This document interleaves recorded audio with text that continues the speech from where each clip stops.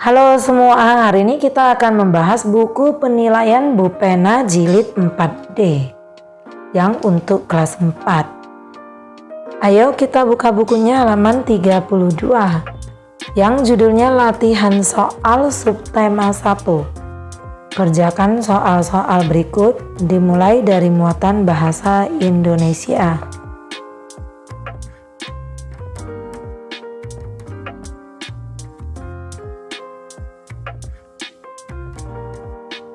Nah, kita langsung mulai nomor 1. Tokoh yang berperan penting pada teks fiksi dinamakan tokoh B. Utama. Nomor 2. Tokoh utama pada cerita asal mula bunga kemuning yaitu Putri B. Kuning. Nomor 3. Tokoh bernama Putri Kuning dalam cerita asal mula bunga kemuning memiliki sifat rajin dan penyayang. Oleh karena itu, tokoh ini termasuk tokoh protagonis.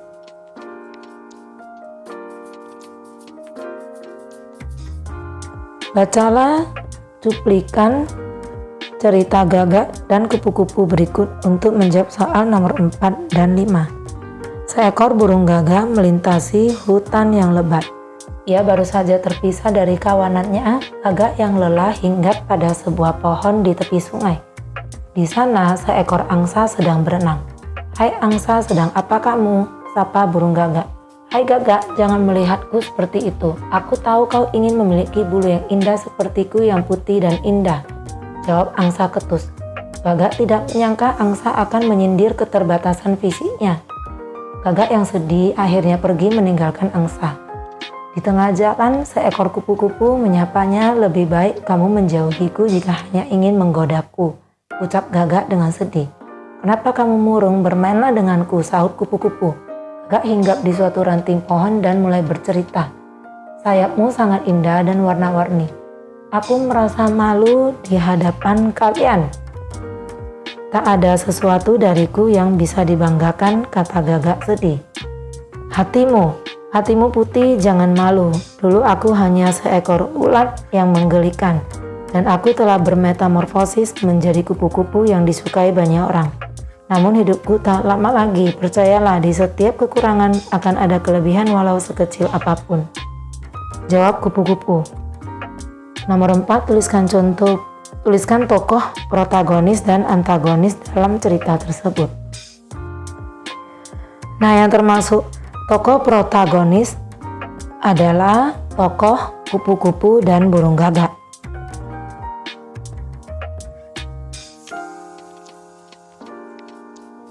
Sementara yang termasuk tokoh antagonis adalah angsa.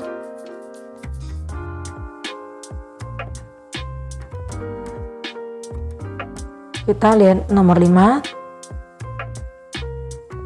Tuliskan pesan moral yang ingin disampaikan dalam cerita tersebut. Jadi pesan moral atau amanat dari cerita itu adalah jangan suka mengejek orang lain. Karena setiap orang punya kelebihan dan kekurangan.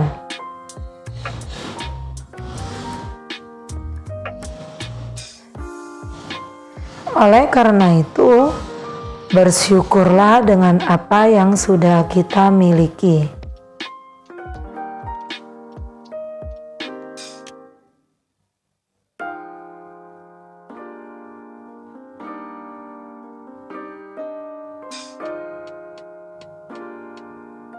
Sekarang kita masuk ke muatan IPA.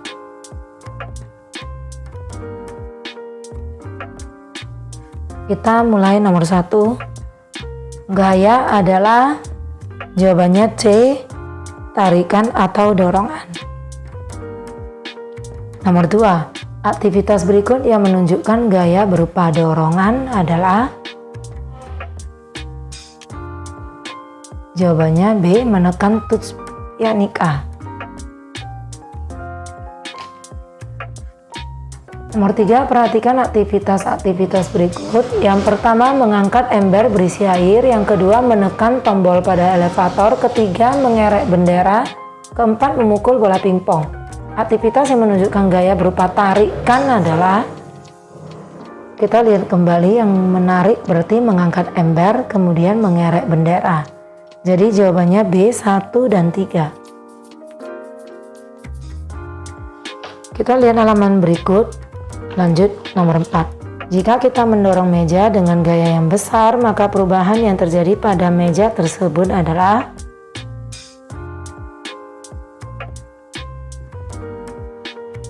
meja akan bergerak atau berpindah posisi.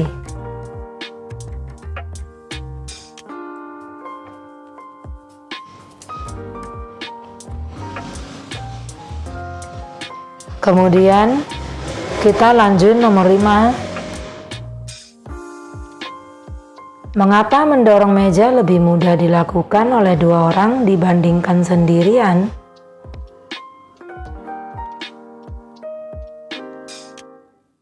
Nah, jawabannya karena 2 orang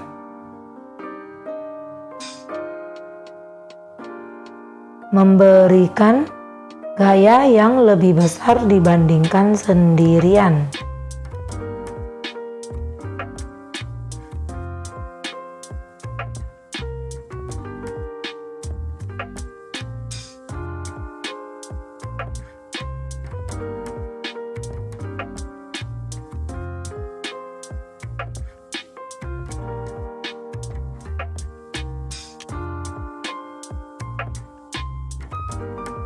Sekarang kita masuk ke muatan SBDP.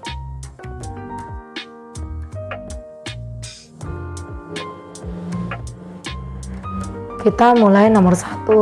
Cepat atau lambatnya lagu dinyanyikan dinamakan. B. Tempo.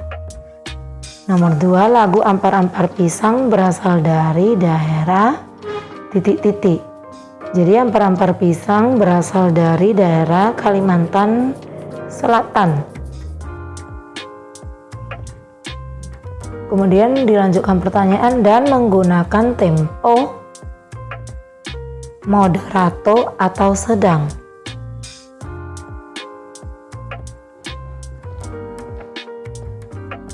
Perhatikan lirik lagu berikut untuk menjawab soal nomor 3 dan 4. Nah, ini ada lirik lagu Ampar-Ampar Pisang. Nah, tuliskan judul, asal daerah, dan tempo lagu tersebut. Jadi judulnya adalah Ampar-Ampar Pisang.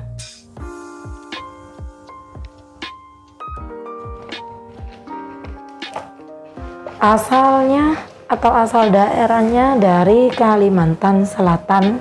Sama pertanyaannya seperti yang nomor 2 tadi. Dan tempo yang digunakan adalah moderato atau sedang.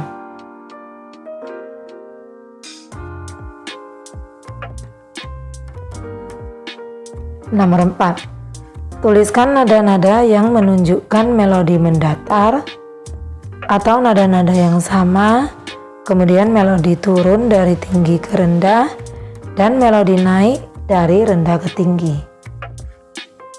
Kita buat dulu contoh yang mendatar. Mendatar itu contohnya do dengan do, mi ke mi, kemudian sol ke sol. Yang turun, yang menunjukkan melodi turun, misalnya do ke si rendah, fa ke re, dan la ke sol. Kemudian yang naik contohnya re ke mi, la ke si, do tinggi, do tinggi ke re tinggi. Muatan IPS nomor 1. Jenis pekerjaan yang banyak dilakukan oleh masyarakat di daerah perkotaan adalah, kalau di kota jawabannya udah pasti D, pekerja kantoran. Kemudian nomor 2, perhatikan jenis-jenis pekerjaan berikut. 1. Penambang batu bara. 2. Petani bawang merah. 3. Buruh pabrik sepatu. 4. Pramugari. Jenis-jenis pekerjaan yang hanya bisa dilakukan di luar daerah perkotaan adalah, berarti yang tidak ada di kota. Jawabannya penambang batu bara dan petani bawang merah. Berarti jawabannya A, yaitu 1 dan 2. Nomor 3, jenis pekerjaan yang paling banyak dilakukan oleh penduduk yang tinggal di daerah pantai yaitu,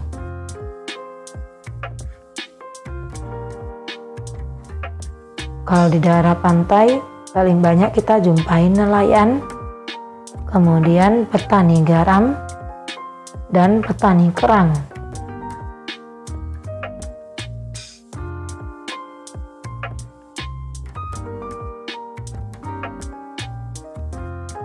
Nomor 4. Tuliskan 3 jenis pekerjaan di daerah dataran tinggi yang merupakan bentuk kegiatan produksi. Jadi contohnya petani teh, petani sayur ataupun petani buah,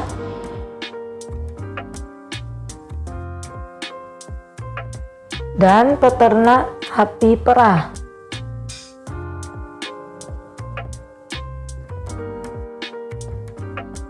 Nomor 5. Tuliskan 2 contoh pekerjaan di daerah perkotaan dalam bentuk kegiatan distribusi.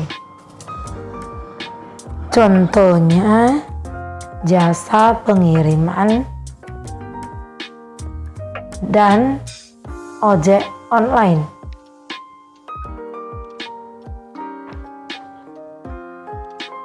Sekarang kita masuk ke muatan PPKN.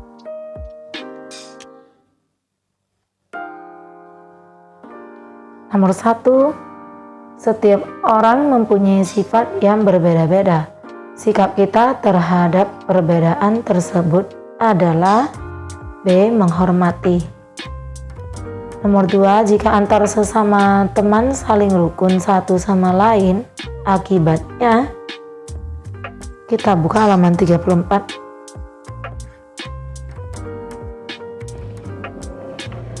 Akibatnya C. Suasana pertemanan akan menyenangkan. Nomor 3, Dedi memiliki kakak yang gemar olahraga bulu tangkis. Berikut benda khas yang menunjukkan milik kakak Dedi adalah D. Kok bulu tangkis. Nomor 4, tuliskan bentuk-bentuk keragaman yang menjadi karakteristik di keluargamu. Jadi ini jawaban nomor 4, beragam disesuaikan dengan anggota keluarga masing-masing. Ini hanya sebagai contoh. Jadi misalnya ayah karakteristiknya berambut keriting dan bersifat tegas. Kemudian ibu karakteristiknya berambut lurus dan bersifat penyayang. Kemudian misalnya lagi kakak bertubuh tinggi dan sifatnya pemalu.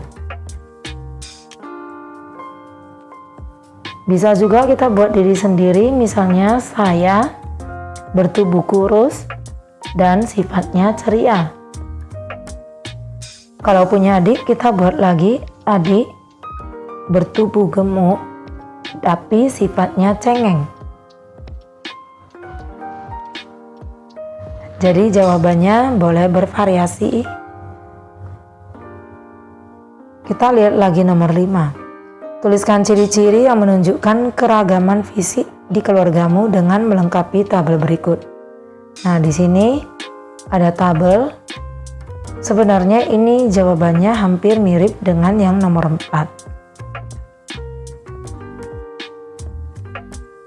Karena di nomor 5 ini juga disebutkan ciri-ciri fisik. Jadi kita isi dulu tabelnya.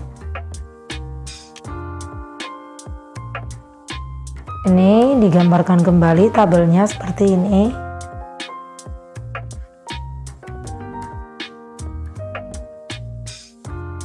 Nah, nomor 1 tuh nama ayah. Ini dibuat aja langsung ayah, misalnya namanya Joni. Jadi sesuaikan dengan nama ayah masing-masing ya. Ini contohnya ayahnya Joni, ciri-ciri fisiknya bertubuh tinggi dan gemuk. Kemudian yang kedua itu nama ibu. Ibu kita misalkan Susi. Nah, ciri-cirinya kita buat berambut lurus dan pendek. Kemudian misalnya lagi ada kakak. Kakak namanya Mira.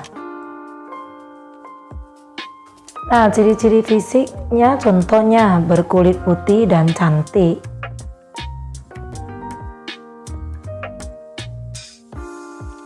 Nomor 4 di sini ya saya sendiri. Aku kita buat. Jadi aku Tony misalnya. Ciri-ciriku berkulit hitam dan tinggi.